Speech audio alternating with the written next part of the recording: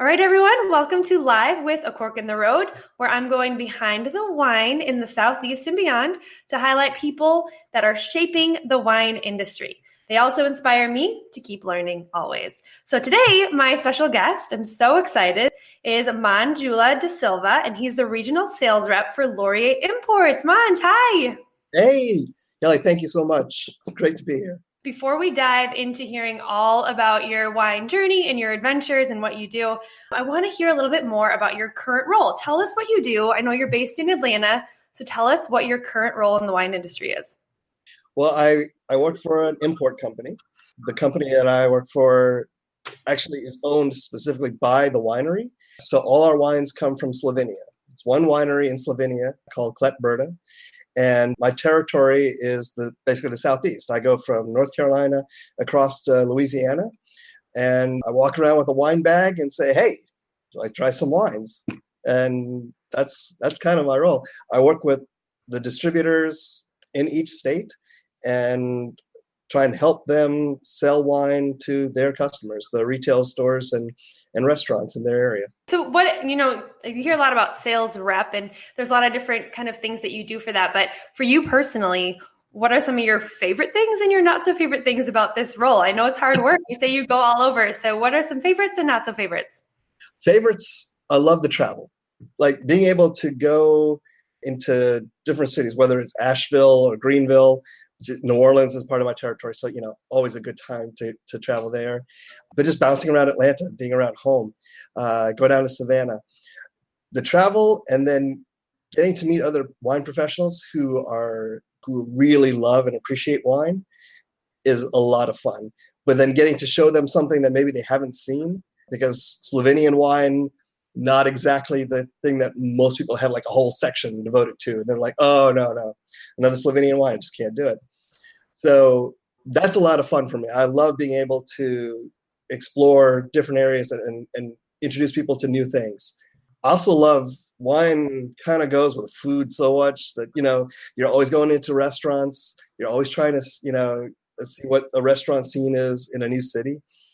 And I love doing that too. So those two things, the travel, introducing people to new things and restaurants.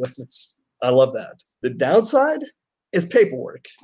I just, and my bosses will tell you I am the worst at just doing the follow-up marketing reports that we're supposed to do to, after every visit or every event. It's the paperwork, it's the office work, it's the non-wine part of your job. I get this. This makes sense. Yes, the wine is the fun, the people. This is so great. But it sounds like you get a lot of FaceTime with people and you get to really talk about your wines, which is super, super exciting. So because you are so knowledgeable about the wines that you are selling and you're serving, tell me how you got started in a career in wine. Was this always something that you were interested in? It was a hobby for a long time. Actually, starting in college, I dated a woman who loved pizza and champagne. That was her go-to, like Friday night. That's what she loved doing. And so we would do that. But, champagne, when you're in college, on the college budget of being broke, we would have to experiment with other bubbles, So I got really turned on to Spanish cavas. And so that kind of started it. And then my first job after college was to work at Druid Hills Golf Club. I got introduced to fine wine and dining, food pairings, heavy reds, fell in love with that. Then went to California just as a cross-country trip.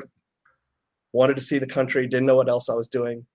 Spent 3 months in Berkeley. And while I was out there, I got to go to the vineyards all the time. And this is before Napa and Sonoma were like the tourist destinations they are now.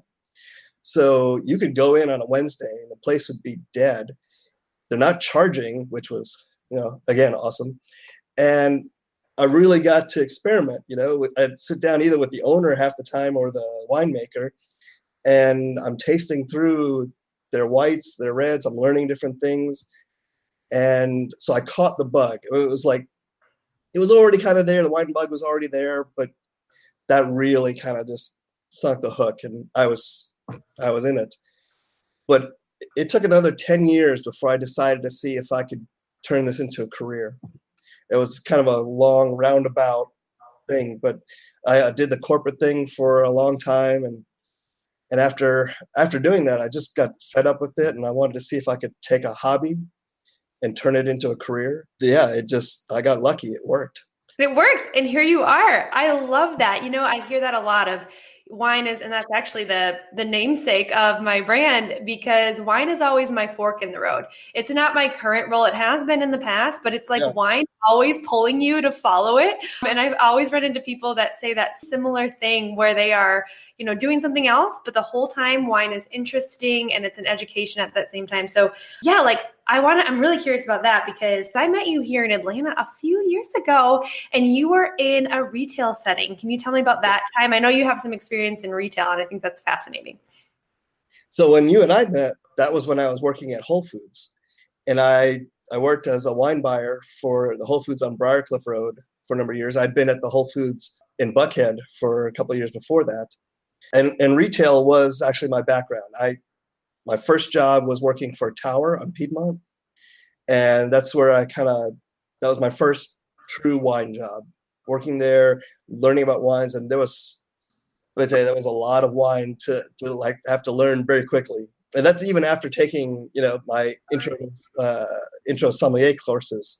Retail was kind of my background, and I loved being able to take somebody else who had, curiosity, but not necessarily a whole lot of knowledge, and being able to help them go from, what they were comfortable with, to slowly moving them to different things and getting them to transition to different wines that are outside of their comfort zone.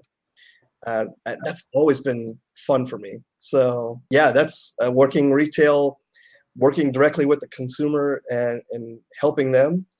That was a lot of fun. Doing tastings when we were able to do tastings as well. That's also a blast. Yeah, and you were kind of at the forefront for a lot of people. Maybe it was their first time ever feeling comfortable to go up to somebody in a shop and ask about wine. Think of how many times that you got to guide people into something new and explore.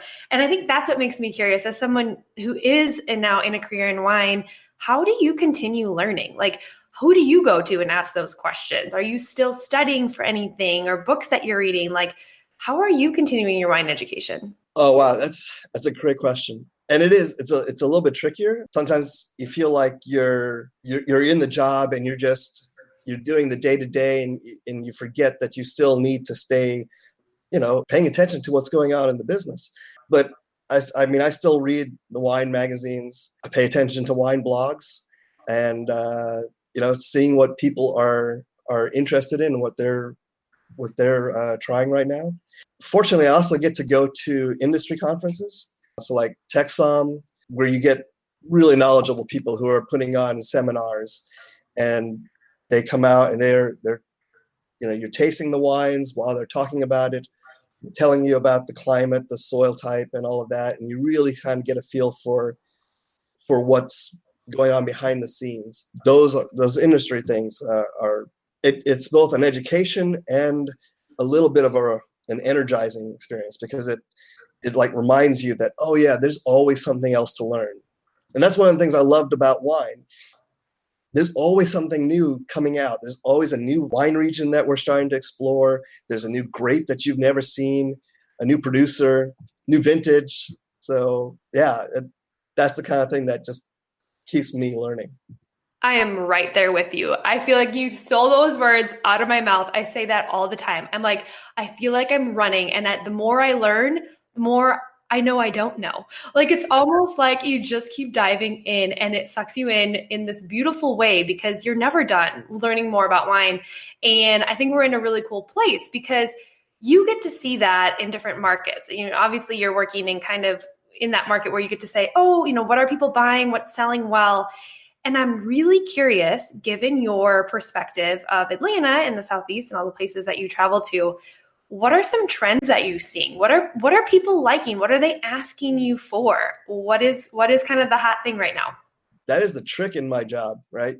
Because I'm selling wines that come from Slovenia, and it's the bleeding edge of where the wine world is right now. You have in certain markets, when you go into certain restaurants in Atlanta and Asheville and New Orleans, The sommeliers there are looking for wines from Eastern Europe. They're looking for Ribolla Giallas. They've heard about it, they've read about it, and they're excited about those things. And they want to introduce their customers to those wines. But then you go into other areas where there's still, a couple years, and as far as trends are concerned, a couple years behind, and you're still dealing with people who really want to, they're comfortable with their favorite things. California Chardonnay is still huge, and certain brands have, people say, oh, that's my favorite. They go to that, they stick with that, and getting them to kind of try something else can be a much harder task. But that's kind of the fun of it too. It's the challenge. But I think across the Southeast, and I have a feeling it's like this in the rest of the country too. Certain areas, you've got people who are pushing the food. And honestly, this is where I have a little bit of an issue with some people, with some restaurateurs, right? They'll take huge risks when it comes to their food. And they're getting you to try things that you would never have thought about before. And it's an amazing dining experience. But they won't take that same risk with their wine. They're like, oh, well, we're just going to go with the same things that we know will sell. I'm like, why? Why? You've got people who are already coming out to you, and they expect you to do unusual things for the food, and they're willing to go with you on that. They're there for that. So come on, do the same with the wine list. People want the whole dining experience. Give it to them. That might be the best advice I've heard in a long time. I always go out to restaurants, and you're right about the food. The food here, especially in Atlanta and Decatur, people are doing some really great things. With the chefs are taking chances. We're getting some really unique dishes on the menu, and some famed chefs, like with their backgrounds from studying all over the world. And for me, when I go in and I see a wine list that has a wine that, I might not even know how to pronounce. I know some of your wines in your portfolio I had to ask you about. It's, for me, that's exciting. As someone who's constantly studying wine, I want things that challenge me into new places. And so I do that with food and flavors. And I also want that in my wine and in the complexity. So I'm right there with you. But I think in Atlanta, we have a great culture going. And I wanted to hear your perspective on, you say there's some places that are taking risks. Where are you seeing some really cool places where people can learn about wine, find some new wine lists? What are some unique wine experiences around the city that you've seen? Well, Staple House, I think, is one of the finest restaurants in the city. And they're doing amazing things, both with the wine list and with the food. This just opened up in East Atlanta Village, Banshee. They do, the food is outstanding. And they have a small wine list that they have spent a lot of time going through. I think they've got some, they took the time to figure out what would work really well with their foods. And I really appreciate somebody who does that. Decatur, I love going into Leon's just because they're so good about playing with their wine list, changing it up, trying new things, and the food is always really good. So those are a few things, a few places that I love going to. And it is about the food and the wine combination. I think you're so right. So that's just really exciting to have. What about some classes or workshops around Atlanta that you think are things that people that are really interested in getting started in wine? Are there weekly tastings that you participate in and showcase your wines? Or where can we find more educational experiences? So for outright classes, Atlanta Wine School, definitely go there. Check them out. They do really great classes for beginners, and then they offer things going up to, for professional level courses. So I think that's a great place to start. For tastings, honestly, that's something that I miss because I used to, when I was working retail, Sherlock's in Decatur, every Saturday we would do a tasting, and being able to do that every week was actually a lot of fun. But around Decatur, you've got Wahoo, their little wine store does tastings. Three Parks, I think during the week, does tastings, and they're great. Perrin's Wine Shop on the west side, she does a fantastic job with her tastings. So those would be some places to check out. Over in Inman Park also, and Katie does a fantastic job with her stuff there. So okay. So because you are someone who explores all over, and you gave us some great notes and tips for doing our own explanation, what do you like to drink at home? Are you drinking your wines, Manj, or are you drinking other stuff? It's been known to happen that I might have some of our wines. You go out with a wine bag, you open up the bottles, you taste people on it, you have a few little things left over. Tasting one right now because, I had Corvined it earlier. So, yeah, there might be a few bottles of my stuff here. But I also love playing around. I mean, I still love wine in general. So, yeah, I'm always also looking for what other people are doing. So, Rieslings, I've always had a thing for really good dry Rieslings. And there are, when we think about Riesling, we think about sweet wines, but it doesn't have to be. And there can be some that are just bone dry, high acid, minerally, that are just so much fun. So finding those, I love Bordeaux. I love Italian Brunellos. I can't afford to do those all the time, but when I can, always a good thing. It's perfect. You got to have those splurge wines. You got to have your wine occasions and you got to have your wine every day. So I really like that you said Rieslings. I mean, I know that you have a lot of wines in your current portfolio that are super food friendly. And I really had a good time, and you might have to remind me, it is the whatever one that tastes like geranium flowers. I swear that's what I smelled. That's what I tasted.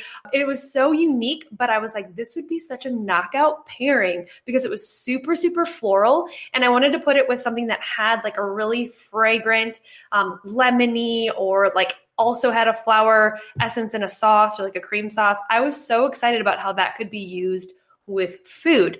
Which wine am I dreaming of, Manj? Which one had the flowers? I'm pretty sure that was the Colliano Ribolla Gialla. Is amazing. I've fallen in love with this grape, and I only learned about it right before I started working for this import company. I happened to actually sell that wine. My rep from Savannah Distributing had come in one day. I was the buyer at a retail store who took ridiculously long notes, and everybody knew that if you were going to see Manj, you had to give extra time.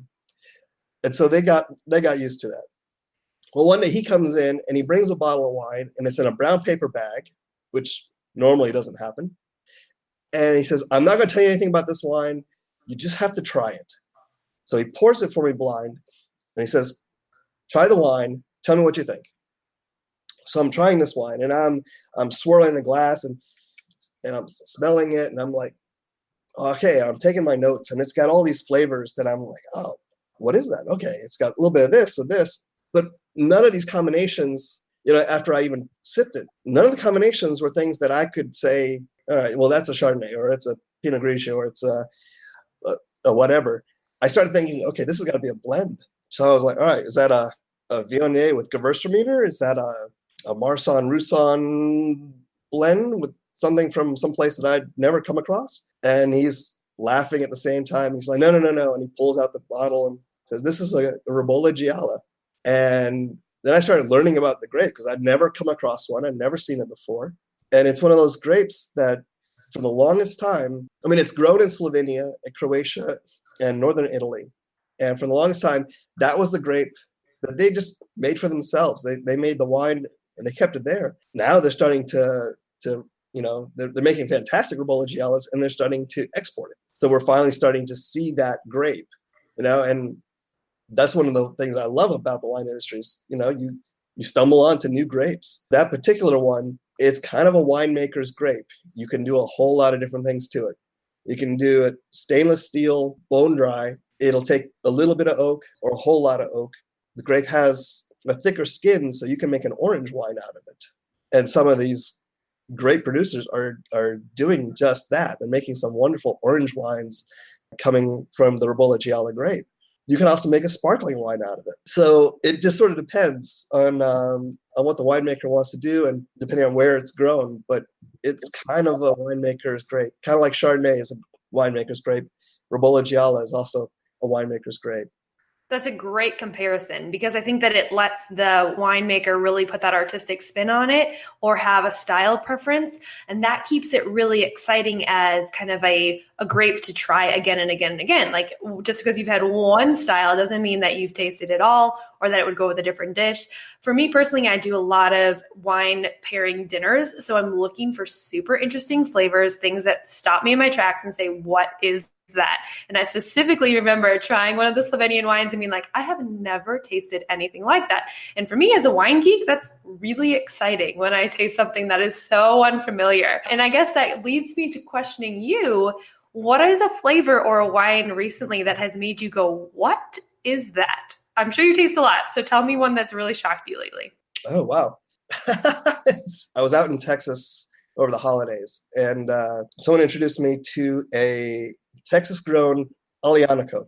Now, I've had Aglianicos before coming out of Italy, but I'd never had one grown in the States before. So, of course, great that you know and you love, coming from an unusual location, kind of had to just say, all right, what is this? So I tried that, and I mean, it had this really nice dark fruit, and I think it was a little more fruit forward than some of the wines that I've had from Italy before. But it was just a really neat expression of the grape. So yeah, that was probably my most recent. Like, seriously, this?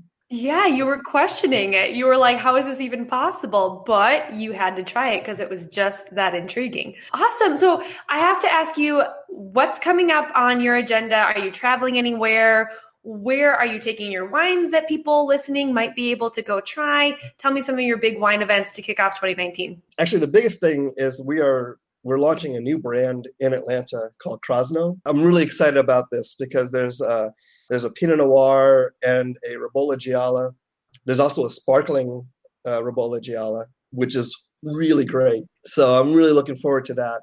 Talk of the Table actually brought in the sparkling already, and they did an event with us right before the holidays, and it just flew off the shelf. So it was great to see people they liked it, came back for it. So that's great. So we're working with a brand new distributor called Wine Insight, and we're moving that into the market.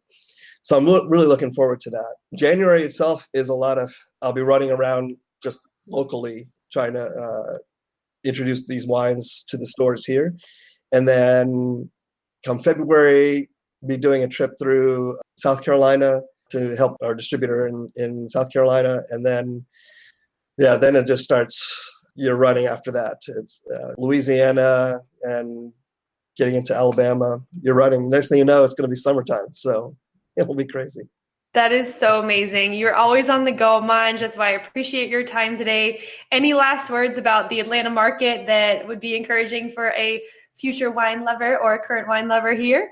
The only thing I would say, all right, so I come from an independent retail background, and I really believe that the independent stores are where you're going to find buyers who are taking risks and who also are going to take the time to get to know you. And that's what I loved about being a retailer for 15 years.